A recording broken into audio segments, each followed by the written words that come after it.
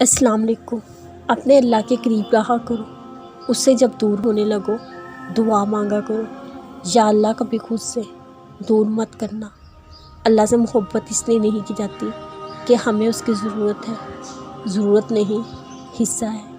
اللہ زندگی کا حصہ ہے، اللہ زندگی کا مقصد ہے۔ آغاز بھی اللہ ہے، اختتام بھی اللہ ہے۔ جن کی صبح فجر سے شروع ہوتی ہے یا شاید تہجد سے اور اختتام عشاء پر، ان کے دلوں کو کسی ہار یا دکھ یا کسی تکلیف کا خوف نہیں رہتا۔ سہ لیتے ہیں، برداشت کر جاتے ہیں، کیونکہ ان کا آسرا اور سہارا اللہ جو ہوتا ہے۔ زندگی میں اگر اچھے سمجھنے والے لوگ مل جائیں تو زندگی آسان ہو جاتی ہے، لیکن اگر لوگ برے نکل آئے، زندگی کا وہ حصہ شاید ہم کبھی بھلا نہیں پاتے۔ ہم بدل جاتے ہیں یا لوگ ہمیں بدل دیتے ہیں، کسی سے بھی اچھائی کی امید نہیں رہتی۔ اچھا ہی ہے، ویسے نہ امید رہے گی نہ ہی تکلیف رہے گی۔ مجھے پکارو، میں تمہاری دعا قبول کروں گا۔ اللہ تعالیٰ ہر چیز کی اصلیت ہمارے سامنے ضرور کھولتے ہیں، ہر انسان کی۔ جب کوئی انسان ہمیں تکلیف دیتا ہے، وہ اپنی حقیقت دکھا جاتا ہے کہ وہ اصل میں کیا ہے۔ یہ اللہ تعالیٰ کا اشارہ ہی سمجھو۔ اپنے دل کو مزید تکلیف سے بچا لو۔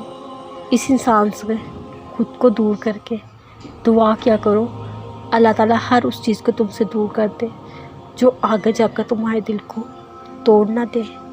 اللہ تعالیٰ ہر اس چیز کو تمہاری زندگی سے نکال دیں گے، ان کی حقیقتیں دکھا کر۔ جب ہم اللہ کو پکارتے ہیں، اللہ تعالیٰ ضرور جواب دیتے ہیں۔ اللہ کی مدد ایسے طریقوں، اتنے خوبصورت انداز سے ہم تک آتی ہے، اگر ہم غور کریں، حیران ہو جائیں۔ جیسے کوئی لائن، کوئی موٹیویشنل ویڈیو سنتے ہی دل بدل جاتا ہے۔ وہ ایک مایوسی کا خیال دل سے غائب ہو جاتا ہے۔ ایک بے معنی سی چیز بھی کیسے ہمارے دل پہ اثر کر جاتی ہے کہ پتہ ہی نہیں چلتا۔ یہ اللہ کا جواب، مدد ہوتی ہے، کیونکہ کچھ بھی بلا وجہ ہم تک نہیں آتا۔ کچھ باتوں کے پیچھے اللہ کی مصلحت اور مدد بھی ہوتی ہے۔